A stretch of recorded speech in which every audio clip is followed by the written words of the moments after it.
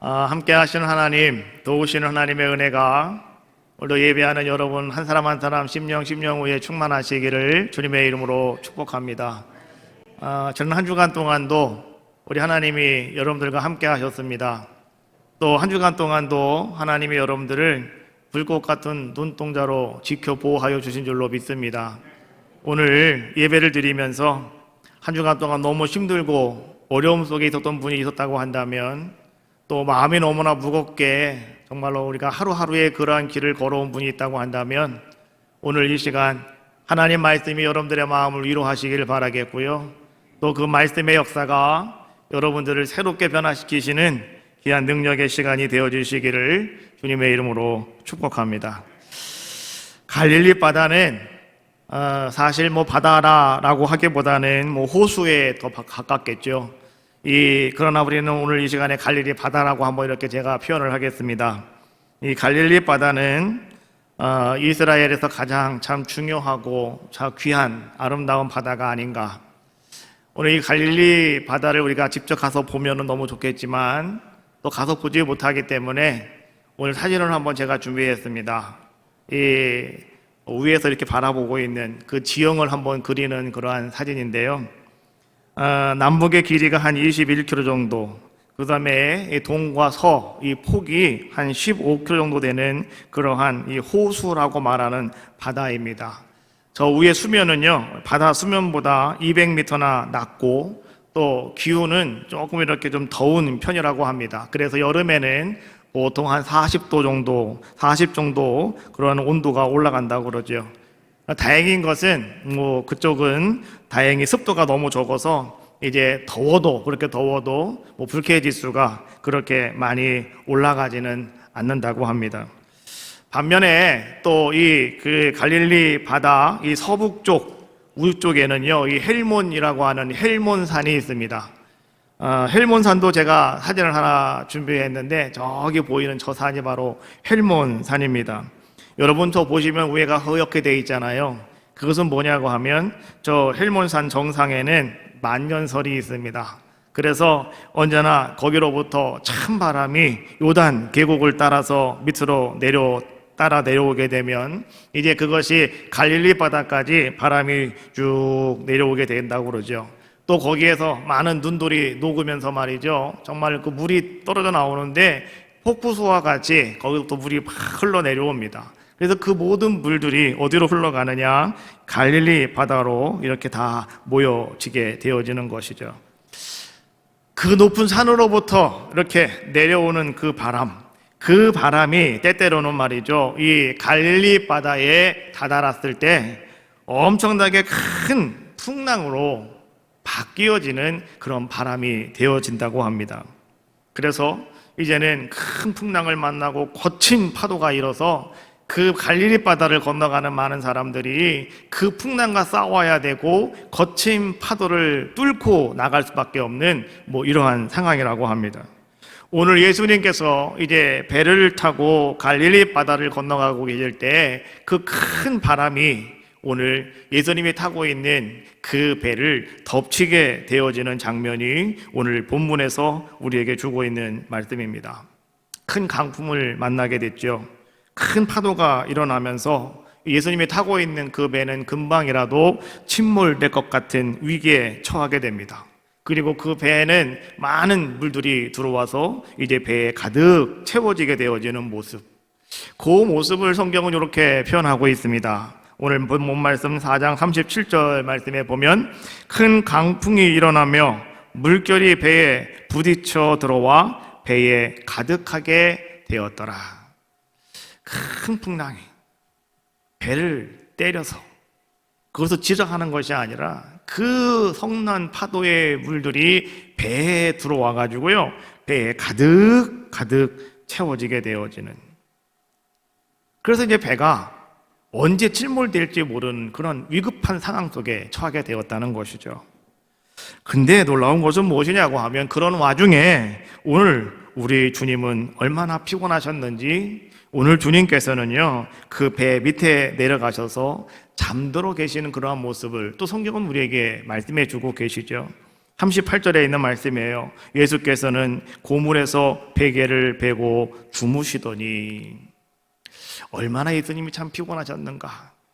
예수님께서 많은 사람들에게 온종일 여시 말씀을 가르치시고, 또 예수님께서 하나님의 능력을 그들에게 보여주기도 하시고, 뭐 이런 일을 하시면서 얼마나 피곤하셨으면 배가 그렇게 요동을 치고 있음에도 불구하고 오늘 예수님은 거기서 곤히 주무시고 계시는 모습을 성경은 우리에게 말씀해 주고 계시는 겁니다.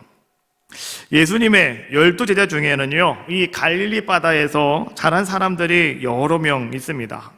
그래서 오늘 그들은 말이죠, 이 갈릴리 바다에 이런 바람이 불어오고 큰 풍랑도 일고, 그 다음에 이런 풍랑을 만났을 때 어떻게 해야 된다라고 하는 것을 오늘 거기서 자란 제자들은 잘 알고 있었습니다.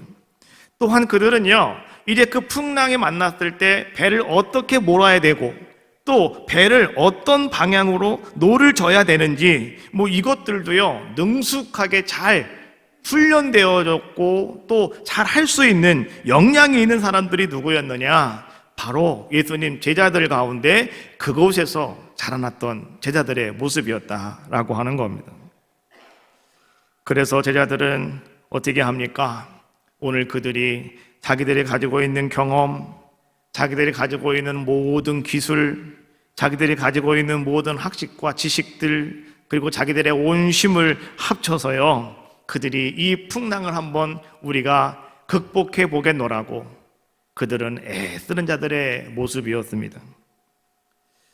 하다가 안 돼서요, 이제는 갈릴리 바다에 자라지 않은 사람들, 아는 제자들이라까지라도 다 같이 한 마음이 되어가지고 그 12명이 온 힘을 다해서 이 풍랑을 한번 우리가 헤치고 나가야 되겠다라고 생각을 했는데, 그런데 12명이 온 힘을 다하였으나 결국은 그들은 헛수고에 불과한 모습이었다라고 하는 것이죠.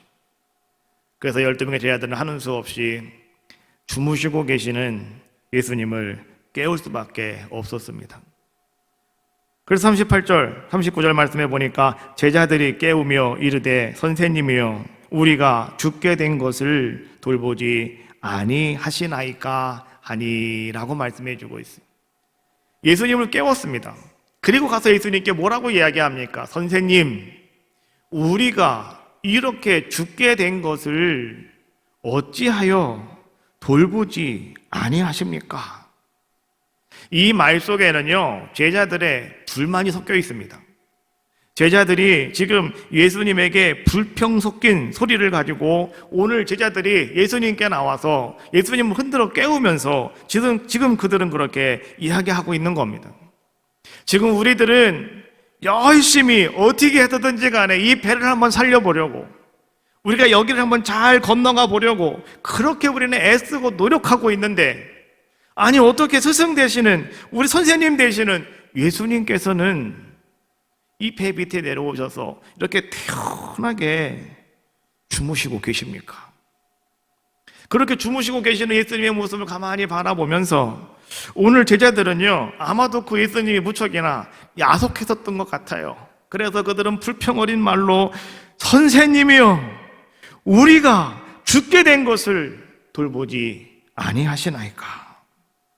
오늘 제자들은 말이죠, 오늘 우리들은 이렇게 힘써 노력하고 있는데 오늘 그렇게 태연하게 주무시고 있는 예수님이 좀 이상해 보이는 겁니다. 오늘 제자들은 예수님 앞에 나와서 예수님, 우리가 믿음이 없는 것 같아요. 이 풍랑이 불고 있음에도 불구하고 오늘 우리가 이것을 극복하지 못하고 우리가 두려움이 있습니다. 우리가 믿음이 부족한 것 같아요. 예수님 도와주세요 라고 했으면 좋았을 텐데, 그들은요 자기들이 믿음 없는 것에 대해서는 전혀 상관하지 않습니다. 한 번도 그들은 그것에 대해서 반성도 없습니다. 그리고 단지 뭐만 이상하게 보이냐고 하면 그저 주무시고 계시는, 태연하게 계시는 예수님이 그들의 눈에는 그냥 이상한 사람으로 보일 수밖에 없는, 이상한 선생님으로 보일 수밖에 없는 그런 자들의 모습이었다라고 하는 거예요. 오늘 이 시대 우리들은 어떤 모습을 가지고 있습니까? 나는 열심히 믿음 생활을 하고 있고, 나는 열심히 예배를 드리고 있고, 나는 열심히 봉사하고 있고, 나는 열심히 주님 앞에 헌신하고 있다고 나는 생각을 하고 있는데, 혹 지금 여러분들 가운데 큰 풍랑을 만나신 분 계십니까? 혹 여러분들 가운데 나는 그렇게 지금 열심히 믿음 생활하고 있다고 생각을 하고 있는데, 나는 충성을 다하고 있다고 생각을 하고 있는데, 여러분 가운데 풍랑이 찾아오신 분이 여러분 가운데는 계신가라고 하는 거예요. 무슨 풍랑이 여러분들에게 찾아왔습니까? 어떤 풍랑을 여러분들은 만나셨습니까? 어떤 분은 가정의 풍랑을 만나신 분도 계실 것이고, 어떤 분은 경제적인 풍랑을 만나신 분도 계실 겁니다. 또 어떤 분은 사업의 풍랑을 만나신 분도 계실 것이고, 또 어떤 분은 말이죠, 내가 믿음생활, 신앙생활함에 있어서 이 신앙생활의 풍랑을 만나신 분도 혹 있을 수가 있습니다. 그래서 우리는 그것 때문에 두려워하고 있습니다. 그것 때문에 우리는 힘들어하고 있습니다. 그것 때문에 우리는 어찌할까 고민하고 있는 그러한 모습이 오늘 여러분들 가운데 있습니까? 그래서 여러분 어떻습니까? 여러분 정말 두려움 때문에 힘들어하고 계십니까? 그러나 오늘 우리는요, 이런 풍랑이 지금 나에게 찾아왔다고 한다면 우리는 두려워할 것이 아니라 오히려 우리는 기뻐해야 한다라고 이렇게 제가 여러분들께 말씀드립니다. 여러분, 그 환란의 풍랑이 오늘 여러분들에게는 오히려 유익이 된다라고 하는 이야기예요. 오늘 사도 바울은 이렇게 우리에게 말합니다. 로마서 5장 3절 말씀해 보니까 우리가 환난 중에도 즐거워하나니 이는 환난은 인내를, 인내는 연단을, 연단은 소망을 이루는 줄 알미로다. 오늘 바울은 그렇게 고백하는 거예요. 나는 환난 중에도 즐거워한다. 나는 환난 중에도 기뻐한다. 왜 그런지 아십니까? 이 환난 정말 힘들고 어려운 것이었는데 이 환난을 통해서 내가 인내를 배웠고, 인내하다 보니 나는 연단을 깨달았고, 연단하다가 보니까 나는 소망이 무엇인가를 내가 알게 되어지는 귀한 자가 되었다. 오늘 바울은 그래서 나에게 찾아온 이 환난 때문에 나는 두려워하지 않는다. 나는 이것 때문에 슬퍼하지도 않는다. 나는 도리어 기뻐한다 라고 말씀해 주고 있는 거예요. 이 고백이 오늘 여러분의 고백이 되어주시기를 주님의 이름으로 축복합니다.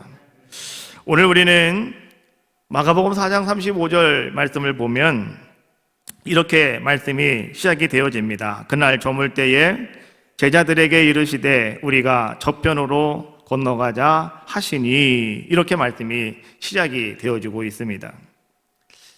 큰 풍랑을 만나는 제자들의 모습을 오늘 이 본문 말씀을 통해서 우리에게 보여주고 있는데, 오늘 큰 풍랑을 만나서 그렇게 고생하고 있는 제자들의 모습, 또 예수님을 깨워서 또 예수님이 이제 풍랑을 잔잔하게 하시고 제자들을 책망하시는 그러한 모습, 그리고 제자들이 그때서야 비로소 정말 이분이 누구시기에 라고 하면서 정말로 다시 그 예수님이 어떤 분이신가를 깨닫게 되었다라고 하는 것이 오늘 본문이 우리에게 주고 있는 메시지일 수 있고 교훈일 수가 있습니다.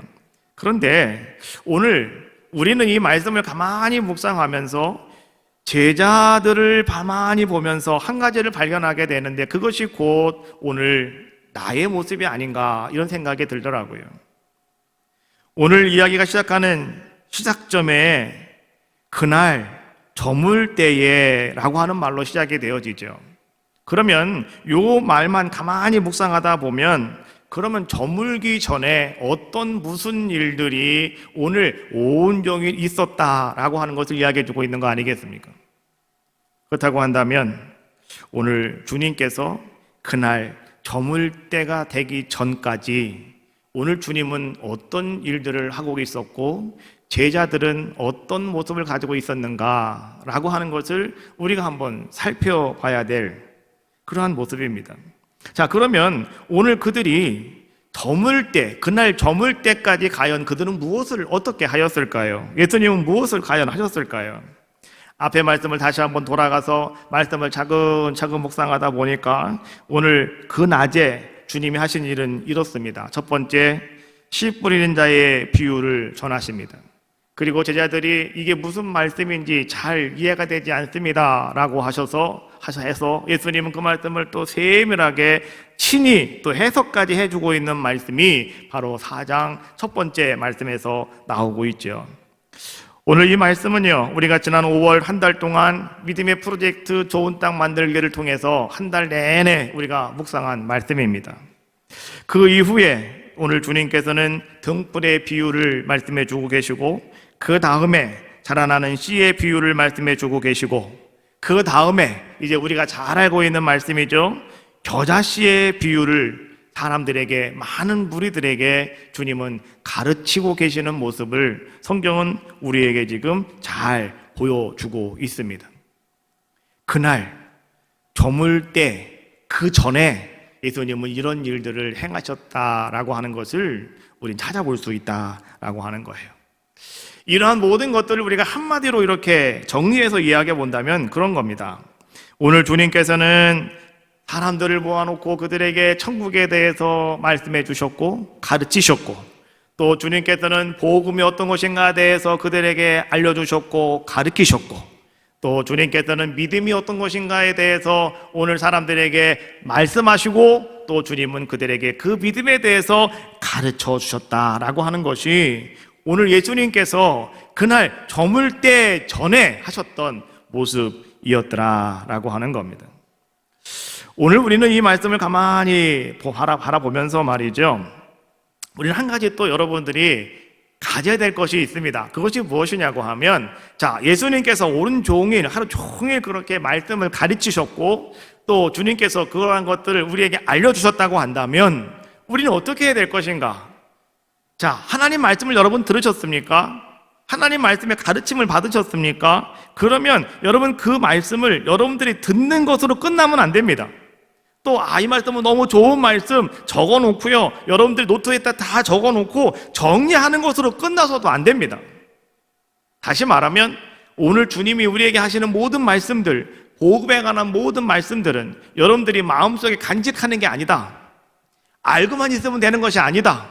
그럼 그것을 뭘 해야 되는 것이냐? 그것은 여러분들이요, 여러분의 삶 속에 그 말씀을 적용하셔야 되는 겁니다. 그리고 오늘 여러분의 삶 속에 말이죠, 그 말씀이 어떻게 이루어지는가 실습해 보는 겁니다. 이것이 하나님 말씀을 들은 여러분들이 가져야 될 귀한 모습이다라고 하는 것이죠. 그래서 예수님께서는요, 산상수훈을 통해서 우리에게 가르치고 계신 것이 무엇입니까?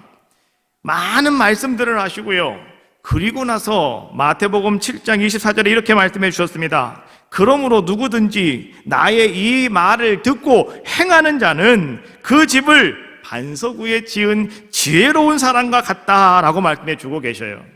예수님 말씀하시는 게 뭐예요? 말씀을 들었습니까? 여러분 가르침을 받으셨습니까? 그러면 그 말씀 갖고 간직하고 있으면 안 되는 거예요. 알고만 있으면 안 되는 거예요. 어떻게 하라고요? 그 말씀을 들었으면 그 말씀을 행하여라. 말씀을 듣고 행하는 자, 그 사람이 어떤 사람이냐? 반석 위에 집을 짓는 사람처럼 지혜로운 사람이다. 오늘 예수님 말씀해 주고 계시는 것이죠. 듣고 행하는 것이 중요하다. 그것이 바로 믿음 생활이다. 그것이 바로 우리의 신앙이다 라고 하는 것을 예수님께서는요, 우리에게 알려주고 계신다라고 하는 거예요. 그런 의미에서 오늘 우리가 읽은 마가복음 4장 35절부터 있는 말씀을 다시 한번 이제 우리가 한번 묵상해 보는 겁니다. 주님은 저물 때에 온종일 낮에 그들에게 말씀하신 모든 것들을 다시 한번 상기하게 하십니다. 그리고 오늘 주님께서는 말씀을 들은 것들을 정말로 그들이 잘 들었는지, 그리고 그들의 삶 속에 그것을 잘 적용하고 있는지 오늘 주님은 그것을 바라보신다는 거예요. 그리고 주님은 그러한 것들을 테스트하는 시간이 언제냐? 그것이 바로 그날 저물 때입니다. 저녁 시간이라는 거예요. 여러분 알고 계십니까? 하나님의 시간은 언제일까? 하나님의 시간은 저녁입니다. 제 얘기가 아니고 성경에 그렇게 기록하고 있어요. 하나님 천지를 창조하실 때 창세기 1장 13절 말씀 하나 제가 여러분께 띄워드리는데요. 거기 이렇게 기록이 되어 있습니다. 저녁이 되고 아침이 되니 이는 셋째 날이라. 또 다음 절에 저녁이 되고 아침이 되니 이는 넷째 날이다. 또 다음 절에 저녁이 되고 아침이 되니 이는 다섯째 날이다. 계속해서 하루하루 창조하실 때마다 반복적으로 하는 이야기가 뭐냐고 하면 저녁이 되고 아침이 되니 이는 하루가 지났다, 이런 얘기예요. 우리는 어떻습니까? 아침이 되고 저녁이 되니 오늘 하루가 잘 지났습니다. 우린 그렇게 이야기를 합니다. 그런데 우리 하나님은 뭐라고 말씀해 주고 계셔요? 저녁이 되고 아침이 됐다. 그러면 오늘 하나님은 저녁이 하나님이 일하는 시간이다라고 하는 거예요. 마찬가지죠. 오늘 예수님께서도 언제 예수님은 일하시느냐? 예수님이 일하시는 시간도 바로 저녁 시간이다라고 하는 사실을 우리는 아셔야 됩니다. 그래서 예수님께서는 낮에 열심히 말씀을 가르치십니다. 그리고 저녁이 되어지면 이제 본 시간으로서 주님이 일하시는 시간이 비로소 되었다라고 하는 것이죠. 그래서 저녁 시간이 되어지면 그때부터 주님은 일하기 시작하신다.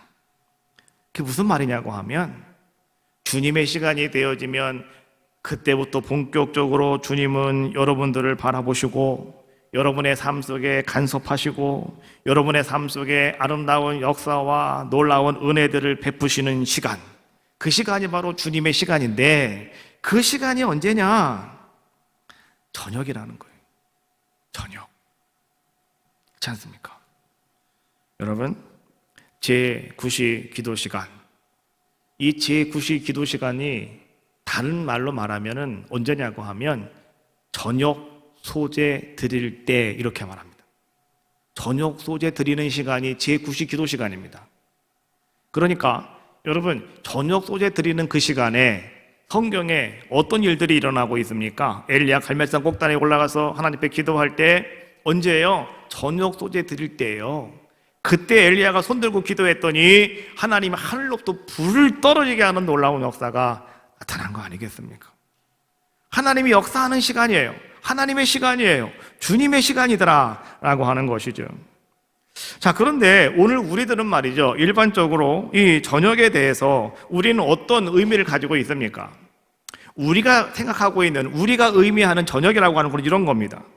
여러분들이 아침부터 저녁까지 온종일 수고하며 애씀으로 말미암아서 정말 여러분의 육체가 참 피곤해졌습니다. 그래서 정말 여러분들이 말이죠, 이제 만신창이가 되셔가지고 말이죠, 이제 더 이상 내가 움직일 수도 없고, 그래서 정말로 내가 이제 피곤한 육체를 내가 참 이제 다시 쉼으로 말미암아서 새롭게 충전받고 새로운 쉼을 얻는 시간, 바로 그 시간이 오늘 우리가 생각하는 바로 그 저녁 시간이다라고 하는 것이죠. 그래서 우리는 어떻습니까? 그 저녁 시간이 되어지면 우리는 모든 일들을 다 멈춥니다. 그리고 우리는 어떻게 합니까? 다 침대에 누워서 잠을 청합니다. 오죽하면 성경에 그런 말씀이 있죠. 하나님은 사랑하는 자에게 잠을 주신다고요. 그 밤에 편안하게 여러분 잘 수 있도록, 하나님은 사랑하는 자들에게 깊은 잠을 잘 수 있도록 하나님을 허락하시는 겁니다. 그래서 여러분들이 이제 저녁이 되어지면 다들 어떤 모습을 가지고 있습니까? 내가 오늘 밤에 좀 단잠을 잤으면 좋겠다라고 생각을 하면서 여러분들이 누워 잠을 자는 것이죠. 아무것도 하지 않고 모든 것을 멈추고 여러분들은 잠을 청합니다.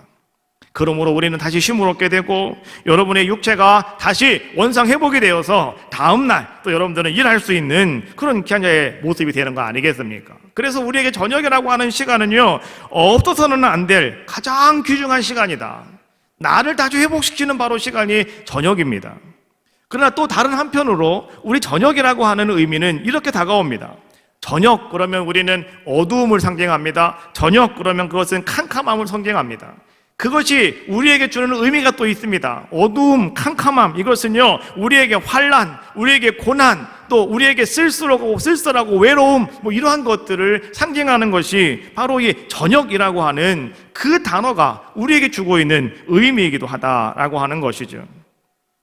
어떤 분들은 그 저녁, 어두움과 캄캄함, 이 환난과 고난의 그 밤을 얼른 지나가기를 기다리는 사람, 여러분, 우리 주변에는요 이 밤이 얼른 지나가기를 기다리는 사람들이요 우리 주변에는 생각보다 엄청나게 많다라고 하는 사실입니다. 이 밤이 좀 얼른 지나갔으면 좋겠는데, 그런데 그렇게 저녁을 느끼시는 분들은요 왜 그렇게 그 밤이 긴지 지나가지 않잖아요. 너무나 긴 밤을 지나고 있는 그러한 모습들을 우리는 볼 수 있지 않습니까? 우리의 인생에서도 마찬가지죠.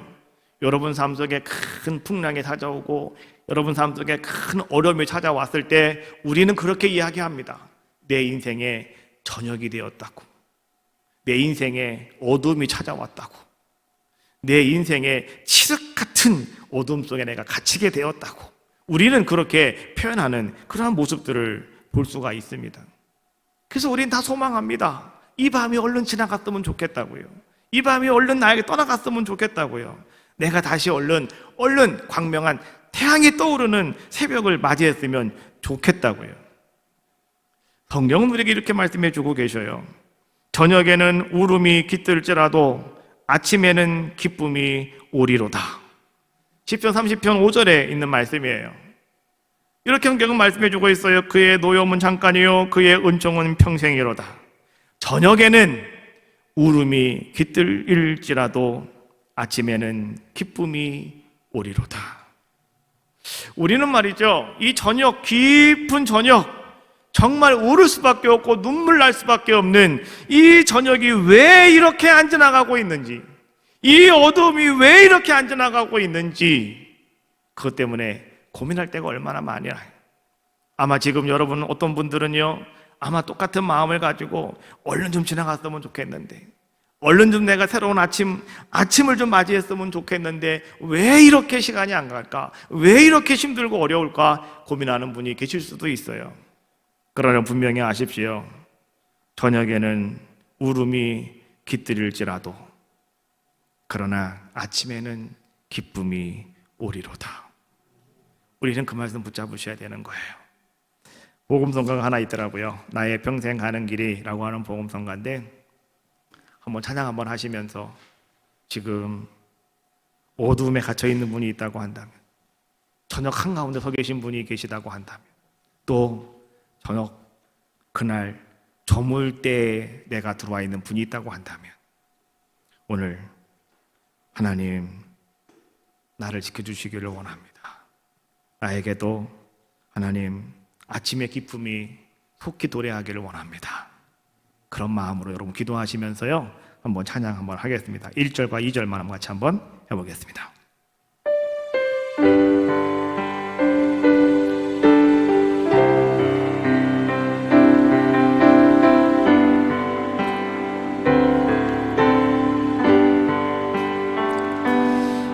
나의 평생 가는 길이 아무리 어려워도 여호와의 은총으로 나를 지켜주시네.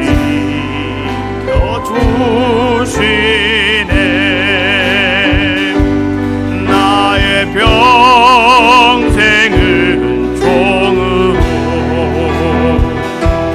나를 이겨주시네. 불꽃 같은 눈동자로 나를 지켜주시네. 저녁에는 울음이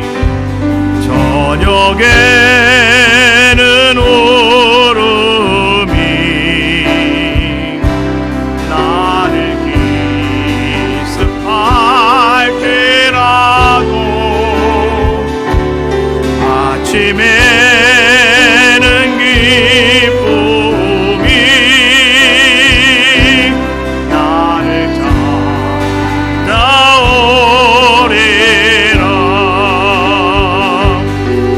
임마누엘 하나님께서 나를 보호하시네. 사랑의 눈동자로 나를 보호하시네.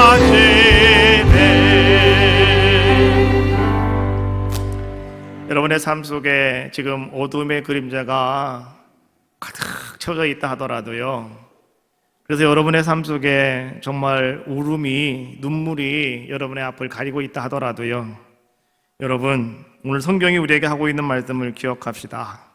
아침에는 기쁨이 올 것입니다. 여러분들에게도 아침이 다가오고 있음을 분명히 아십시오. 그리고 바울이 한 이야기를 기억하십시오.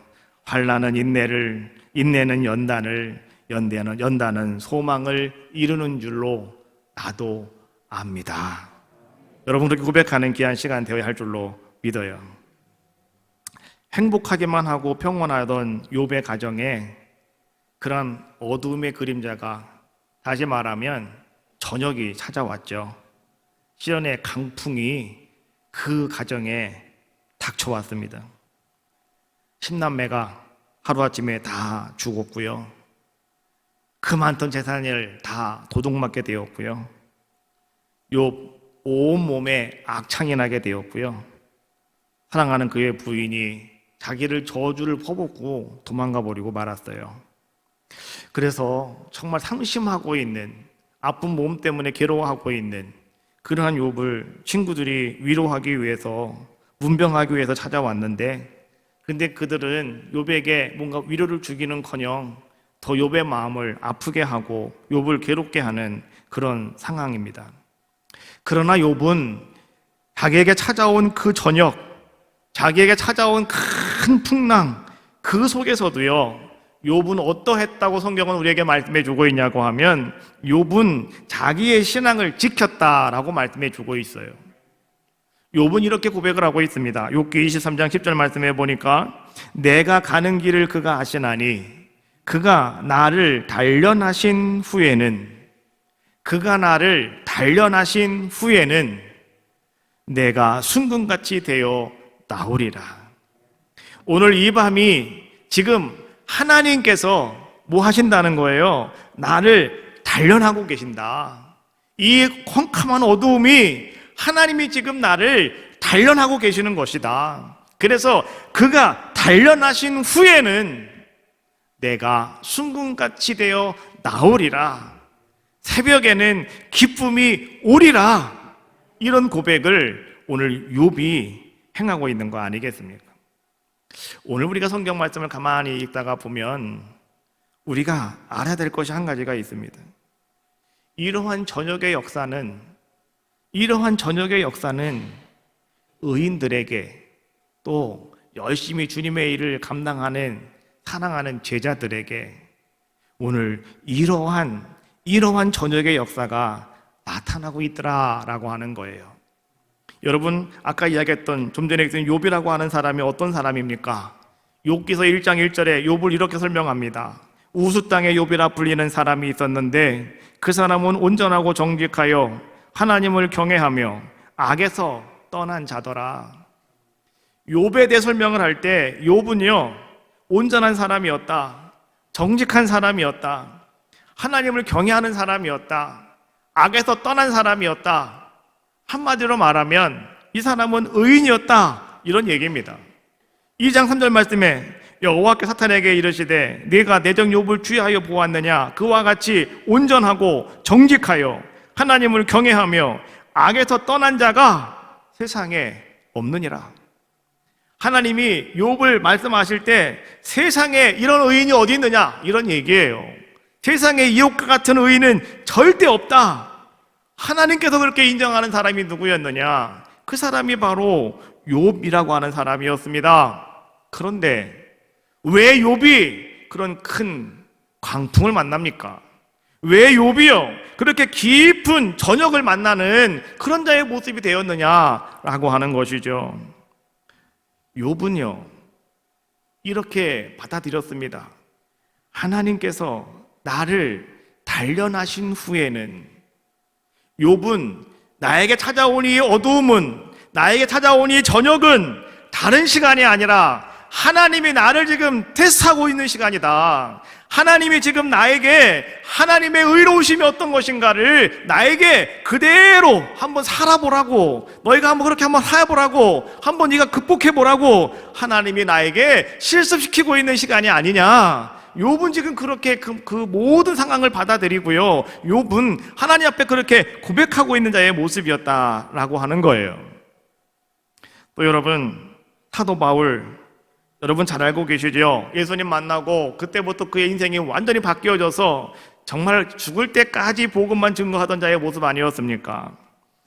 그가 복음을 전하기 위해서 매진하고 있었던 때였습니다. 2차 전도여행을 시작하였을 때 그가 이제는 아무도 모르고 있는, 아는 사람도 없는 빌립보에 들어가서 그가 만나는 사람들에게 복음을 전하다가 그는요 오늘 바로 이렇게 그날 저물 때를 맞이하게 되어지는 자의 모습이 되어집니다. 사도행전 16장 25절 말씀해 보니까 한밤중에 바울과 실라가 라고 말씀해 주고 있어요.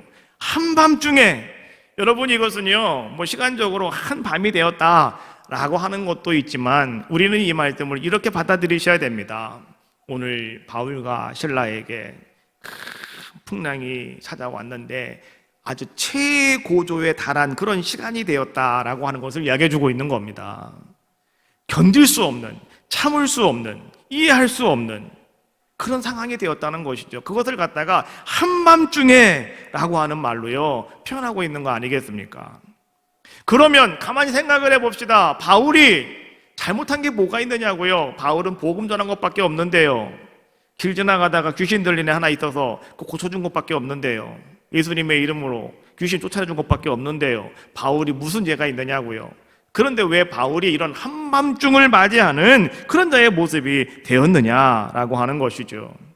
그런데 성경은 이렇게 말씀해 주고 있습니다. 그 한밤중에 바울과 실라는 어떻게 했느냐고요? 기도하였다. 그리고 그는 찬송했다라고 성경은 말씀해 주고 있는 거예요.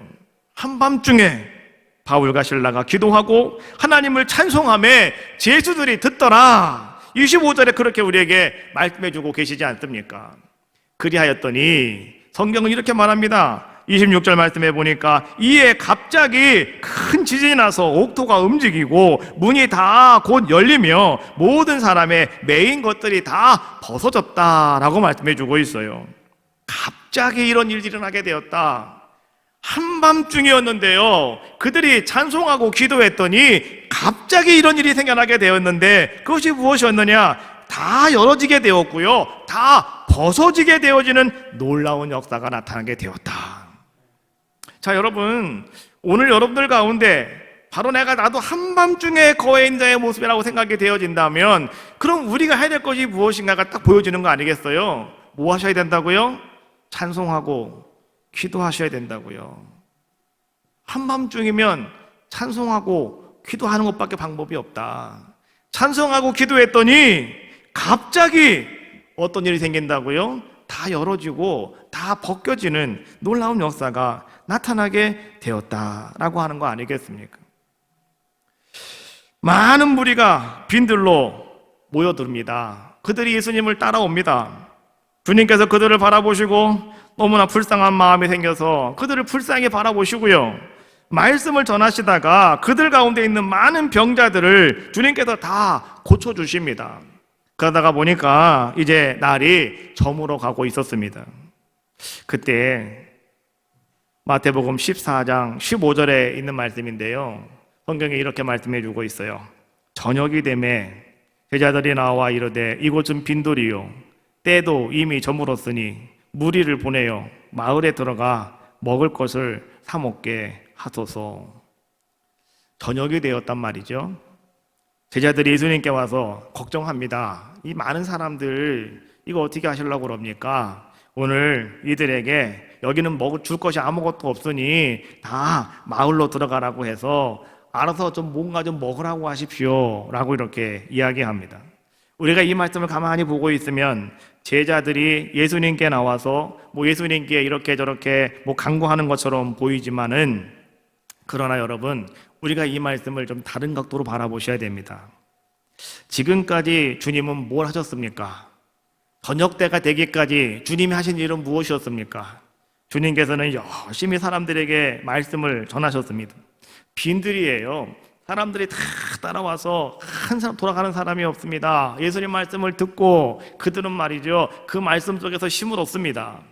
근데 여러분 아셔야 돼요. 그 가운데는 제자들도 있었다라고 하는 겁니다. 제자들은 다른 곳에 있는 것이 아니라 그 가운데 제자들도 함께하고 있었다라고 하는 겁니다. 제자들 똑같이 말씀을 들었습니다. 똑같이 그들도 병자가 고침받는 거 바라보았습니다. 그리고 그들도 말이죠, 좀 하나님의 능력이 이런 것이는구나 라고 하는 것들, 그들은 정확하게 분명하게 바라보는 자들의 모습이었다라고 하는 겁니다. 그러다가 보니까 저녁이 되었다라고 하는 것이죠. 자, 이 저녁이 되었을 때 오늘 주님께서는 이제 그 제자들을 가만히 바라보시는 겁니다. 저녁이 되었을 때 제자들이 어찌하는가 주님께서는 바라보고 계시는 겁니다. 그래서 14장 16절 말씀해 보니까 예수님이 그들에게 하는 말씀이 이렇습니다. 예수께서 이르시되 갈 것 없다. 너희가 먹을 것을 주어라. 예수님은 그렇게 말씀하시는 겁니다. 오늘 이 말씀이 무슨 의미냐고 하면, 이제 저녁 때가 되었기 때문에 주님께서 온종일 말씀을 듣고 배웠으니, 너희가 온종일 하나님의 능력을 바라보았으니, 너희가 온종일 하나님의 살아계심을 너희가 깨달았으니, 이제 너희가 그 하나님이 행하시는 것이 어떤 것인지, 하나님의 능력이 무엇인지 그거 너희가 한번 해봐라. 너희가 한번 드러내보아라. 예수님 그렇게 말씀하고 있는 거 아니겠습니까? 너희가 먹을 것을 주어라 라고 하는 말씀이, 여러분 그 말씀 아닙니까? 그때 빌립은 예수님께 나와서 뭐라고 얘기합니까? 이 사람들 다 먹이려면 200데나리온도 부족합니다. 이 말 한마디로 빌립은 빨간불이 빵 들어온 겁니다. 넌 낙제. 빌립은 낫게 된 겁니다. 거기 낙제가 된 거예요. 그 다음에 이제 안드레가 왔습니다. 그래도 안드레는 말이죠, 그래도 말씀을 듣다가 그 말씀 속에서 깨달은 것이 하나가 있었고, 오늘 이 안드레는 말이죠, 하나님이 행하시는, 주님이 행하시는 일이 무엇인가를 그나마 조금은 자기 삶 속에 드러낼 줄 아는 자의 모습이었죠. 그래서 안드레는 어떻게 합니까? 완벽하지는 못했지만은, 그러나 오늘 빌립처럼 낙제하지는 않았습니다. 예수님께서는 오늘 이 안드레가 있었기 때문에 5,000명을 먹이시는 오병이어의 기적을 행하셨다라고 하는 사실을 우리는 아셔야 되는 겁니다. 자, 이런 모습을 가만히 바라본다면, 여러분, 저녁이 되어지는 그 시간, 저녁이라고 하는 그 시간은 어떤 시간이냐고 하면 하나님의 시간이고 주님의 시간인데, 그 시간은 하나님이 여러분들을 보시는 시간입니다. 주님이 여러분들을 보시는 시간, 바로 그 시간이 그날 저물 때요, 바로 저녁이 되어지는 시간이요, 바로 한밤중이라고 하는 그 시간이더라라고 하는 거죠. 하나님이 여러분들을 보시는 시간, 하나님이 여러분 삶 속에 간섭하시는 시간, 하나님이 여러분 삶 속에 관여하시는 시간, 바로 그 시간이 여러분 그날 저물 때입니다. 그 시간이 바로 저녁 때입니다. 그 시간이 바로 한밤중이다라고 하는 사실을 우리는 분명히 알자라고 하는 거죠. 그날 저물 때 오늘 제자들은 어떻게 했습니까? 예수님께 나와서 그렇게 말합니다. 이제 우리가 죽게 되었습니다. 우리가 죽게 된 것을 어떻게 보고만 계십니까? 어떻게 주님 가만히 계십니까? 오늘 그렇게 아우성치고 있는 제자들을 향해서 오늘 주님께서는 뭐라고 말씀해 주고 계십니까? 마가복음 4장 40절에 주님은 이렇게 말씀하시잖아요. 이에 제자들에게 이르시되 어찌하여 이렇게 무서워하느냐? 너희가 어찌하여 믿음이 없느냐 하시니? 라고 말씀해 주고 있어요. 예수님은 다른 말씀 하시지 않습니다. 예수님은 폭풍우가 이르는 그 가운데에서요, 이제 금방 죽을 것 같은 상황 속에서 오늘 주님께서는 너희가 얼마나 걱정하느냐, 너희가 얼마나 참 애썼느냐, 너희가 얼마나 무서우냐, 이렇게 말씀하시는 것이 아니라 주님은 한 말씀밖에 안 하십니다. 그것이 뭐예요? 어찌 믿음이 없느냐고요. 어찌 믿음이 없느냐고요. 여러분, 어찌 믿음이 없느냐, 이 말씀은 오늘 이 시간에 나에게 주는 말씀이에요. 여러분 한 사람 한 사람에게 오늘 주님이 던지시는 말씀입니다. 지금 여러분의 삶 속에 그날 저물 때처럼 어둠이 밀려오고 있거나, 여러분의 삶 속에 이미 어둠이 몰려와가지고요, 온 사방 천지가 캄캄함으로 분간할 수 없을 정도의 상황이 되었다고 한다면, 오늘 여러분이 지금까지 말씀 들은 거 있지 않습니까? 지금까지 여러분 예배하면서 하나님이 나와 함께 하심을 고백한 거 있지 않습니까? 여러분 그동안 기도한 거 있지 않습니까? 여러분 왜 이러한 거 다 잃어버리시고요, 여러분들 그 밤중에 오늘 제자처럼 이제 우리가 죽게 되었다고, 나 이제 끝났다고, 나 이제 어찌하면 좋겠느냐고 여러분 불평하며 원망 섞인 그런 말로 여러분 주님 앞에 여러분 그렇게 지금 이야기하고 계시냐라고 하는 거예요. 그 시간은 주님이 나를 바라보는 시간입니다. 그 시간은 주님이 여러분들에게 간섭하시는 시간입니다. 그 시간은 이제 주님께서 여러분들에게 역사하시려고 준비하는 시간이란 말이죠.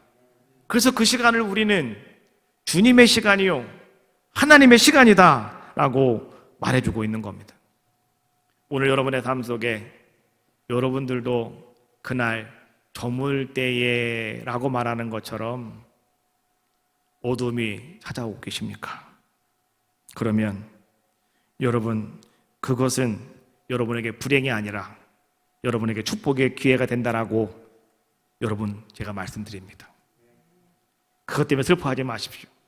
그것 때문에 괴로워하지 마십시오. 하나님이 여러분들을 보고 계시는 시간입니다. 하나님의 시간이라고요.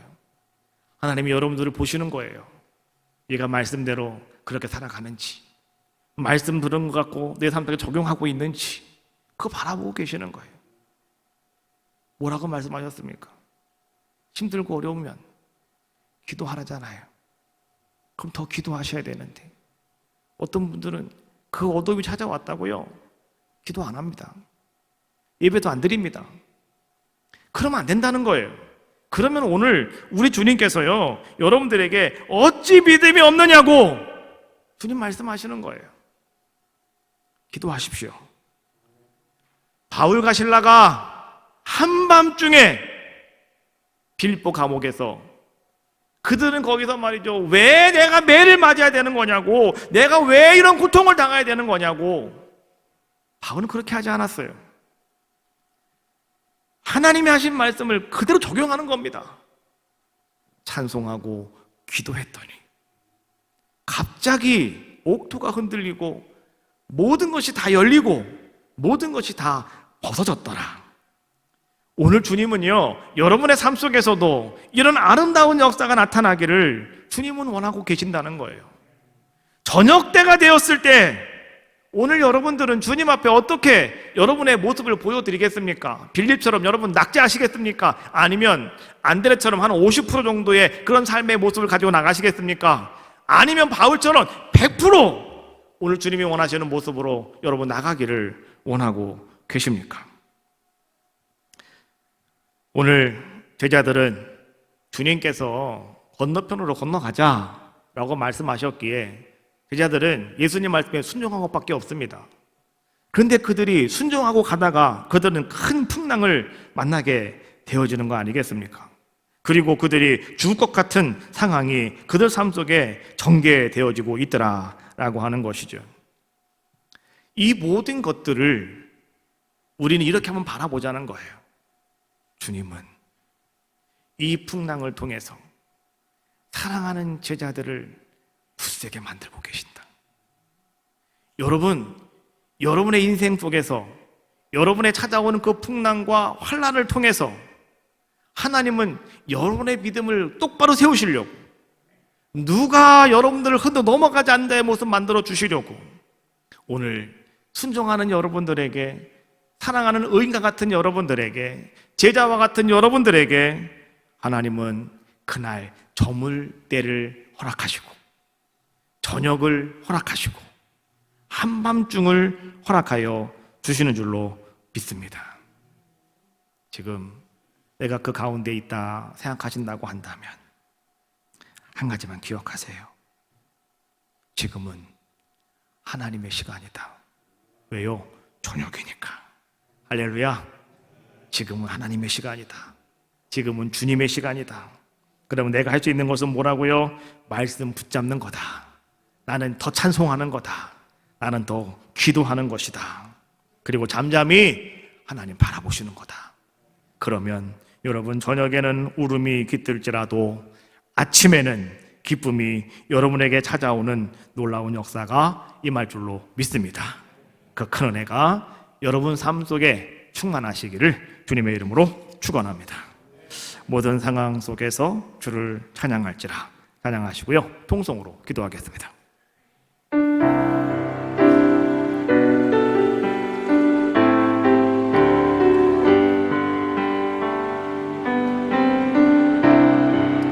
모든 상황 속에서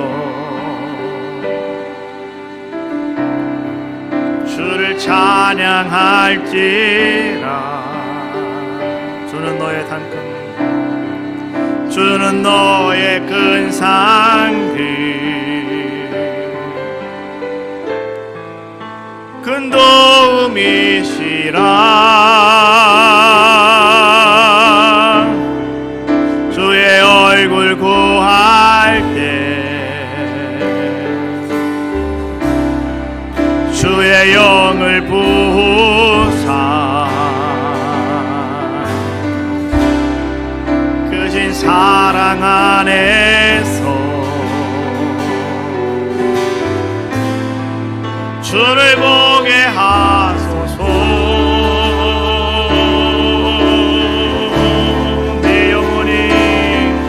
내 영혼이 확정되고 확정되어 싸우니 믿음의 눈으로 주를 바라봅니다.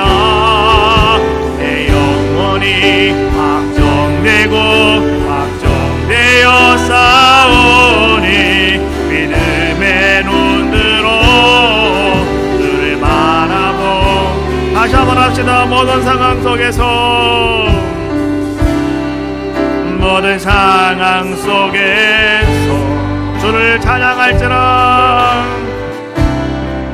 주를 찬양할지라.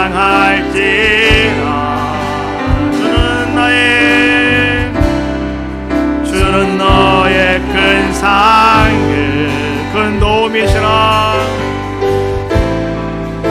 큰 도움이시라.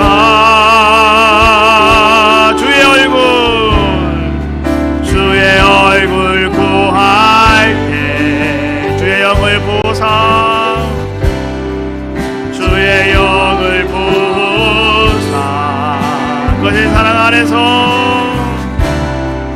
크신 사랑 안에서 주를 보게 하소서. 주를 보게 하소서. 내 영혼이 안정되고, 내 영혼이 안정되고 안정되어 싸우니 믿음의 눈으로 주를 바라봅니다. 내 영혼이 안정되고 안정되어 싸우니 믿음의 눈으로 주를 바라봅니다. 다 같이 동성으로 기도합시다.